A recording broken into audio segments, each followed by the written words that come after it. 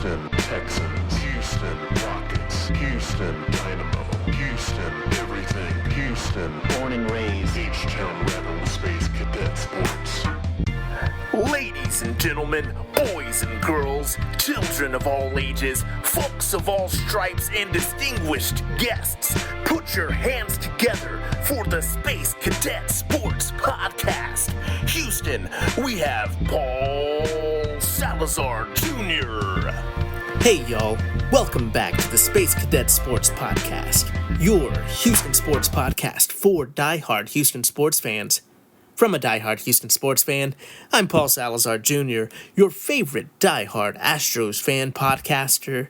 I'm an actor, improviser, writer, creative multi-hyphenate, and of course, and most importantly, I'm a proud Houston native, and I have the receipts to prove it.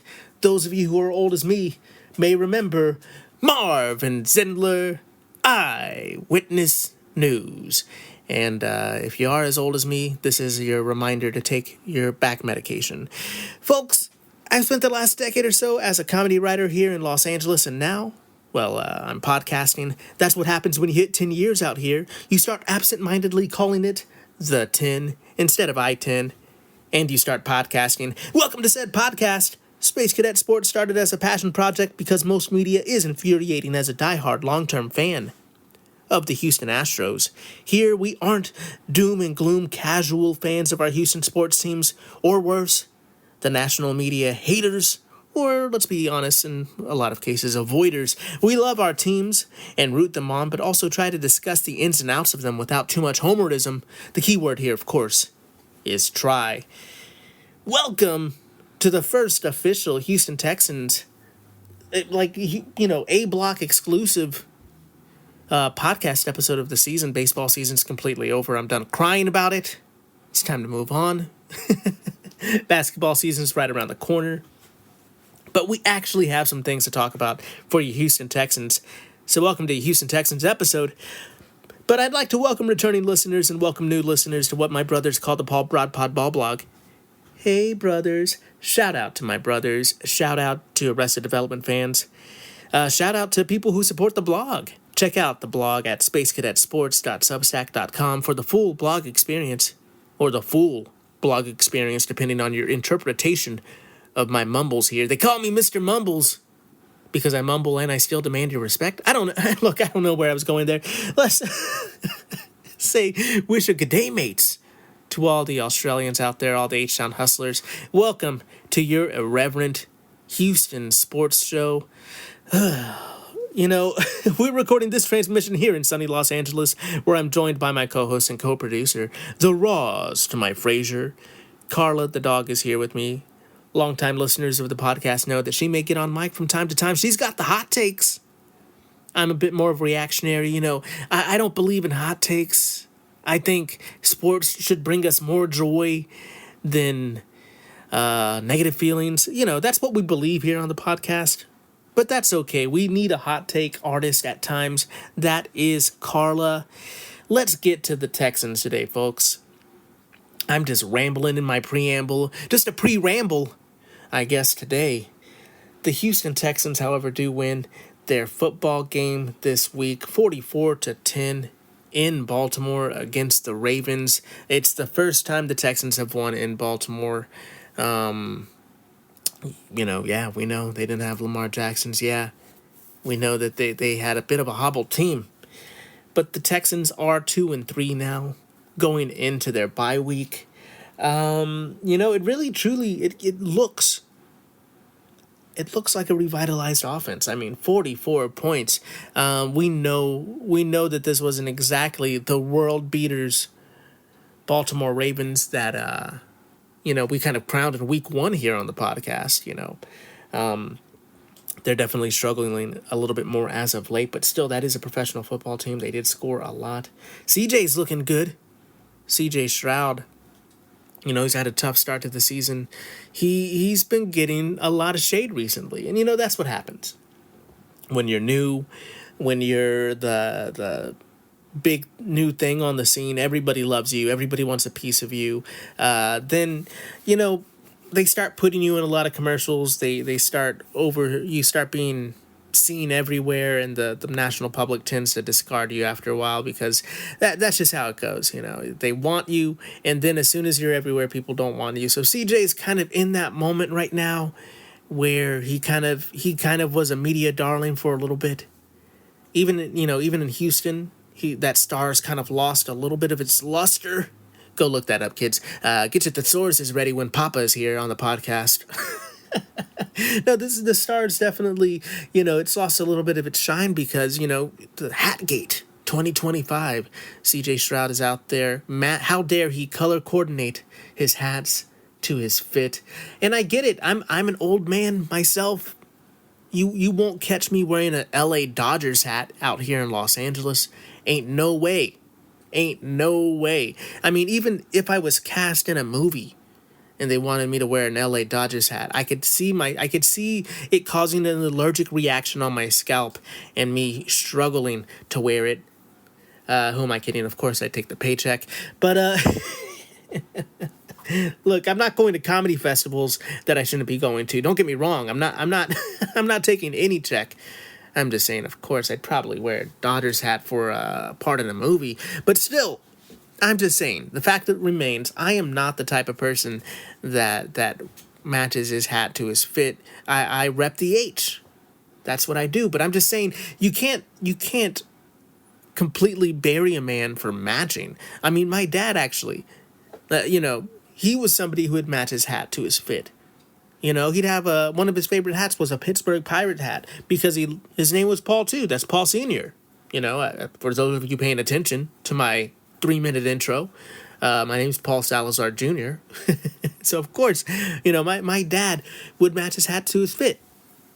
That's just how it goes. But I'm all of this to be said.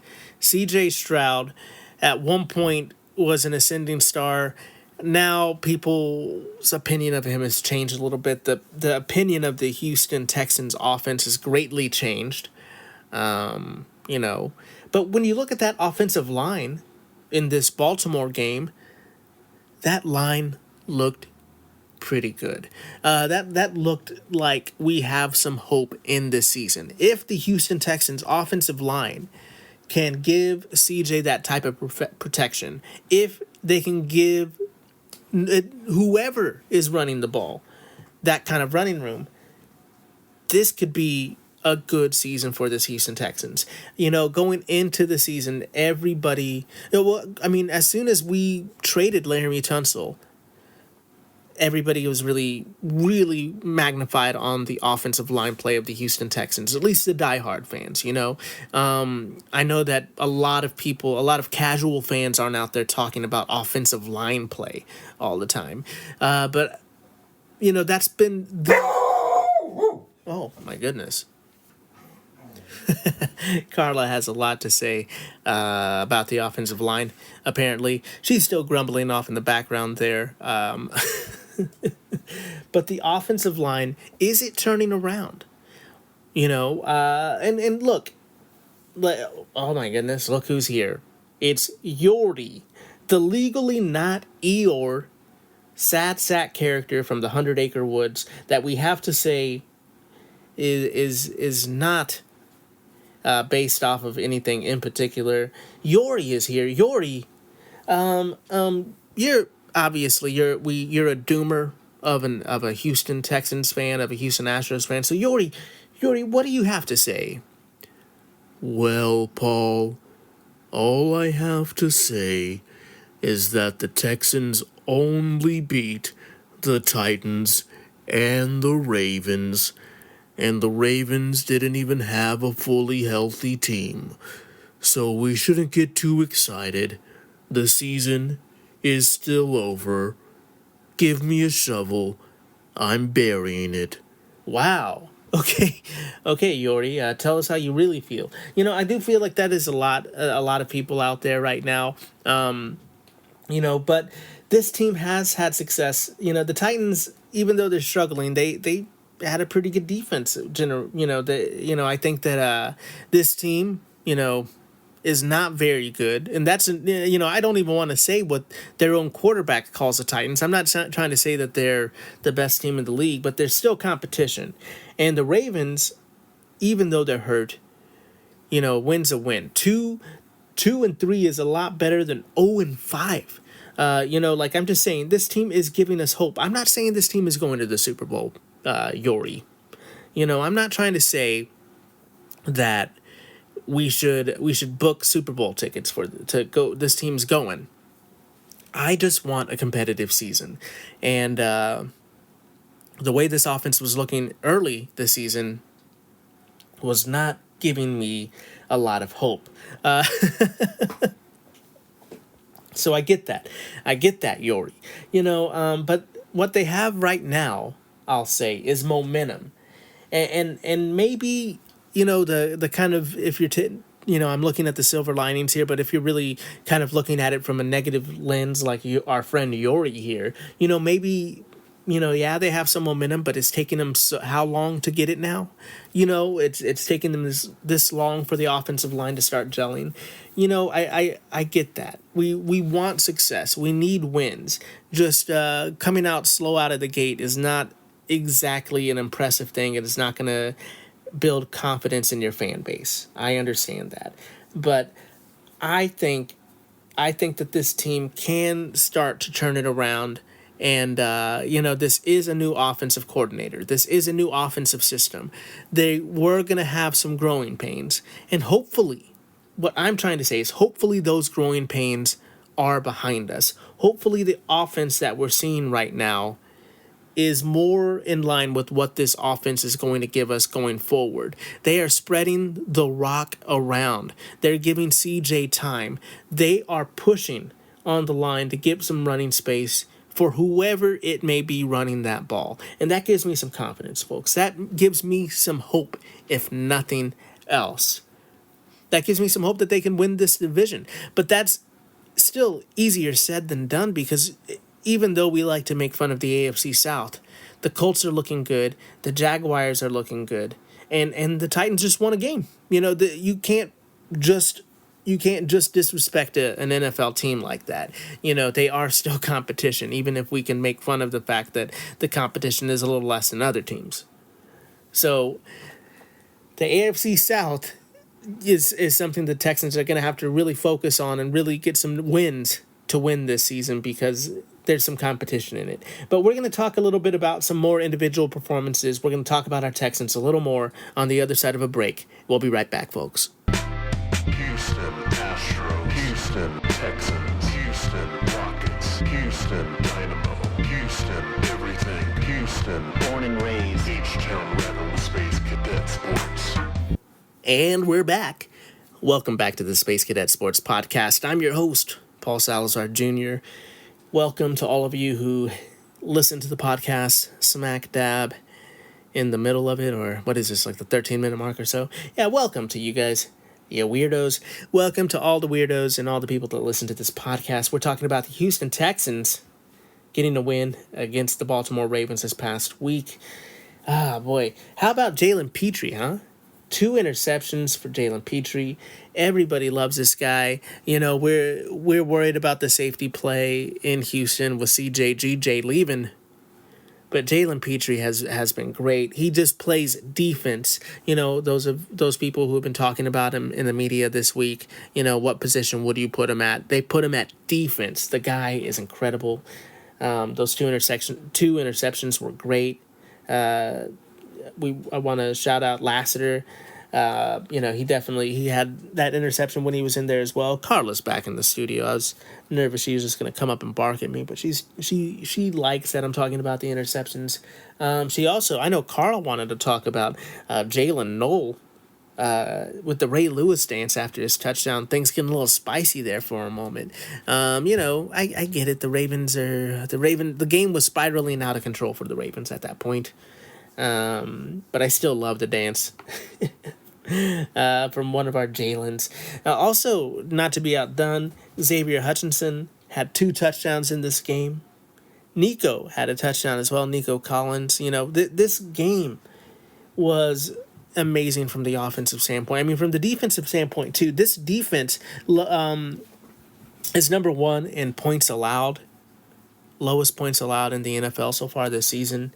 You love to see it. You expect that out of this defense. We expect the defense to be good, but still, with losing C.J. Gardner-Johnson, we were worried, not worried, but we were curious as how the personnel would work out with that happening.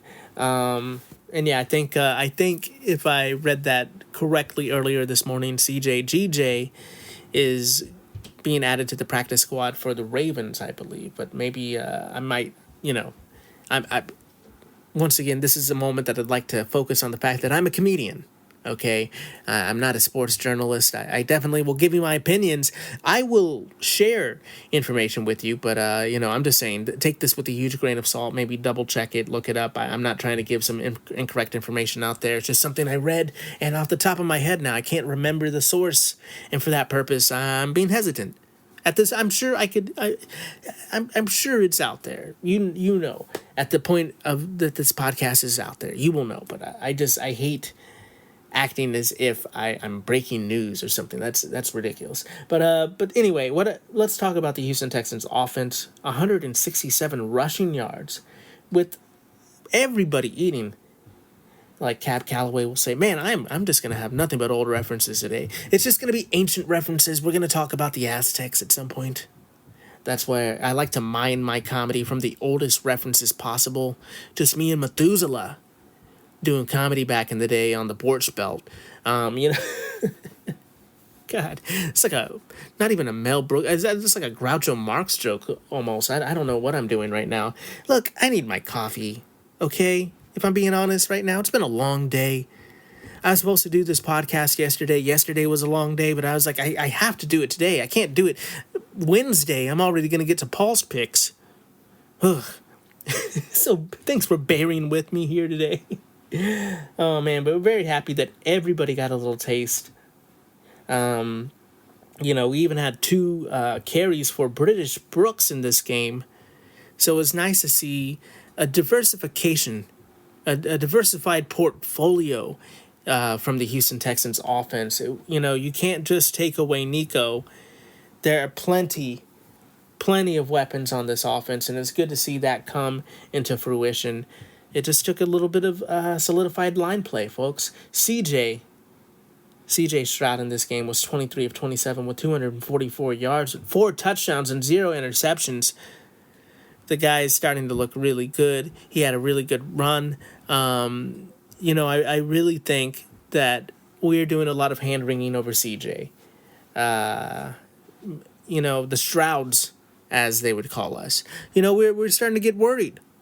The offense was looking tough at the end of last season. The offense going into this season really hasn't performed at exactly at the level that we wanted to in the first couple of weeks. I think this is where it's turning around, folks. There was 27 first downs in this game. The Texans were 7 of 12 on third downs. And another little silver lining in this game is there were only 4 penalties. I think that this offense, we're going from system to system here. So maybe it just needed a little bit of time. And it stinks. I mean, I want them to win games. I'm just not like, don't worry about those 3 losses. No big deal. Talk to me when I have my Houston Astros hats on and we're talking about the 2025 season, where I talk to you about the importance of 1 win. I was just there. Don't get me in my emotions again, fam. No, but I understand these, we don't want to lose these games. But hopefully this was just some growing pains, and hopefully they can get enough wins in this tougher AFC South, at least right now in this season. It looks to be a little bit of a tougher contention for the Texans. If they can get enough wins to put all of this slow nightmare of a slow start in the rear mirror for Houston Texans fans. What's happening right now? We have an early bye. I think, there's people complaining about whether or not this is a good thing for the Texans, an early bye, a late bye. I don't know. I really don't know. There's probably a lot of anecdotal evidence out there, a lot of stories. I couldn't tell you. I've never played professional football, but I think it could be a good thing. They get more reps. You don't want them feeling themselves too much It seems like they still need to master this offense a little more. They get some more repetitions in. They still have that confidence. Have a little time off to rest their bodies, and they come back against Seattle, against the Seahawks in Seattle, I should say. And that's going to be a Monday night game after the bye. I feel good about it. Seattle's definitely a good team, don't get me wrong. But I feel like if this team has had some extra reps, this offense is really healthy and really going, this offensive line can communicate with each other. I like those odds. I think that could be a good game. We need to see the Texans come off of a bye week and do some damage. We want to see the Texans come off of a bye week and the offense just be stellar. We're looking for that. We're hoping for that. That's what we need, because honestly, 2-4 seems like I'm going to bust out the official Space Cadet Sports Houston Texans panic meter. 2-4 seems a little bit like we're getting into that panic meter territory. 3-3, that seems doable. That's what I'm looking for. That's what I'm hoping for. We'll have to see, folks. Let's move on really quickly to the Houston Rockets. The Houston Rockets played their first preseason game, or they played their first they played their first game last night. They won against the Hawks, 122-113.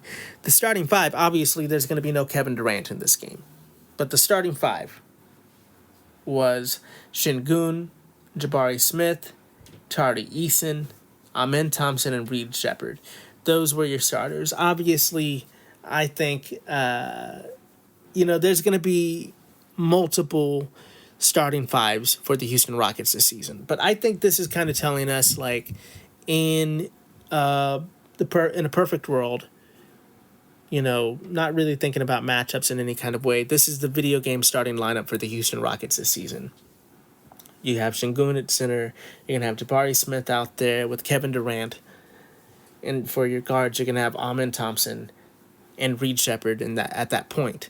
I can see that they can be like a triple big, quadruple big lineup, of course, too. With Capella in there, and obviously coming back from last season, Steven Adams. I think they're going to do a lot of double big. I think there's going to be a lot of big lineups. I think they could go small. There's a lot of flexibility here. So, I'm not reading too much into this. This is preseason. There is no Kevin Durant yet. Obviously, you want to see the team do well. But I think if they're going for a traditional starting five, that's going to be your starting five. Reed Shepherd, Amen Thompson, Kevin Durant, Jabari Smith Jr., and Alpi Şengün. But I don't know. Let me know what you think at Space Cadet Sports. On social media, let me know in the Substack what you think. Folks, I was gonna take a break. We're just gonna go ahead and power through as long as Carla's okay with that. There's been a puppy that moved in to our neighbor's place. Not by itself, obviously. Someone adopted a puppy. Don't be ridiculous. The puppy didn't move in like a businessman, took off his hat and unloaded a suitcase. No. This is a real situation, not a cartoon. But anyway, Carla is very obsessed with this puppy. So I'm hoping that she doesn't go too crazy, because I think the puppy just came outside. But folks, let's talk a little bit about your Houston Astros before we wrap up this podcast. There's been a lot of speculation lately as to whether Joe Espada, the manager of the Houston Astros, would be with the team going into next season. There's been some speculation as to GM Dana Brown being with the team going into next season. And today, Chandler Rome himself said that Brown and Espada are linked to be with the Astros next season. And that's not a surprise to me. Obviously, I think after a disappointing season, after a disappointing result, there needs to be some shakeup. There needs to be some repercussions for not meeting those goals. I get that. I'm not saying we don't do that. I just didn't think it was going to be Brown or Espada. And we can get to it. The next podcast we have with the Astros is going to be a scapegoat podcast. We're going to lean into the hot takes trope a little bit and try to figure out who is responsible for doing hot take style, who is responsible. Then we're also going to, of course, we're going to be reasonable, take a step back from that and talk logically about your Houston Astros. But we will kind of look into that. Who, if there's somebody to blame, who is to blame? Who is the internet blaming? That's easy to find out. But who, if we had to choose a scapegoat at this podcast, who would that be? Right now, apparently there's still baseball going on. We've decided in this household we're cheering on A.J. Hinch and the Detroit Tigers because cheering on the other teams just doesn't feel right. It just doesn't feel right. I know. But we'll see. The Yankees right now are down in the series. The Mariners are tied 1-1 in their series. Don't want to jinx the Motor City Kitties. They have a game right now that I don't know how well that's going for Detroit. But, we'll see how that's going. What do you do in Seattle, Mariners fans? Tell me. You have a lot of experience with this. When your team is not playing in October, what do you normally do?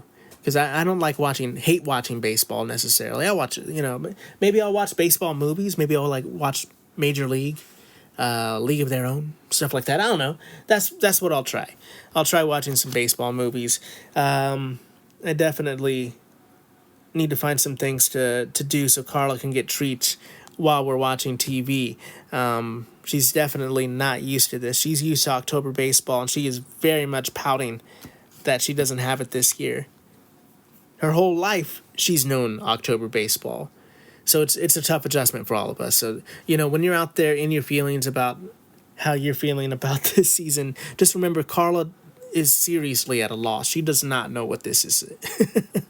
And with that being said, that's going to do it for this transmission, Space Cadets. Thank you so much for listening to this podcast. Please hit those buttons for me. Like, rate, review, subscribe, share, bop it, kick it, skip it, smash all of those buttons for me. We are a small podcast and only go as far as our listenership takes us.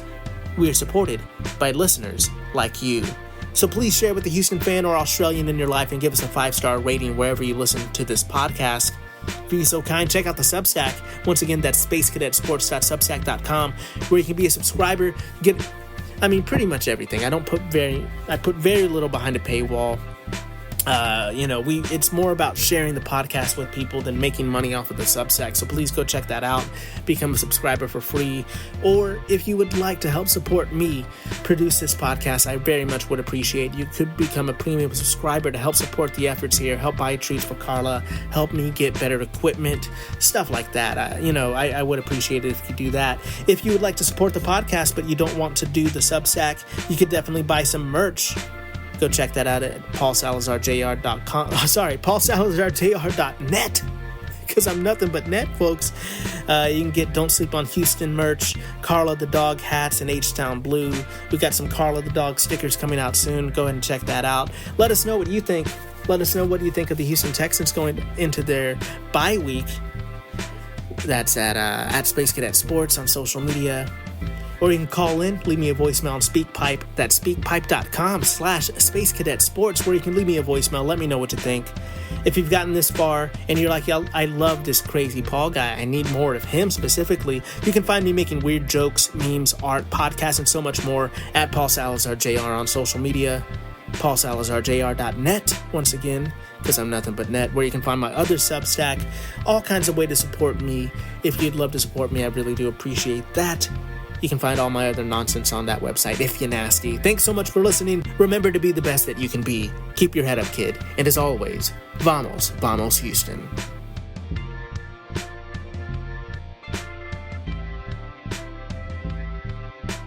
Houston Astros, Houston Texans, Houston Rockets, Houston Dynamo, Houston everything, Houston born and raised, H-Town Rebel, Space Cadet Sports.